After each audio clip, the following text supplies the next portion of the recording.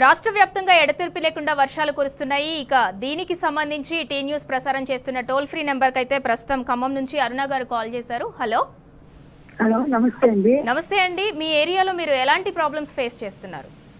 Prakash Nagar area అండి మాది. మా బాబు బ్రిడ్జ్ మీదనే 10:30 నుంచి ఉన్నారండి. మేము పోలీస్ డిపార్ట్మెంట్ ఫోన్ చేశాము, ఎన్నిసార్లు ఫోన్ చేశాము అండి. కనీసం డోజరో ఏదో ఒకటి పెట్టి వాళ్ళని కాపాడగలిగే స్థితిలో ఉన్నా కూడా ఏం మాట్లాడుకోకుండా డిపార్ట్మెంట్ అంతా అట్లా ఉండిపోయారండి.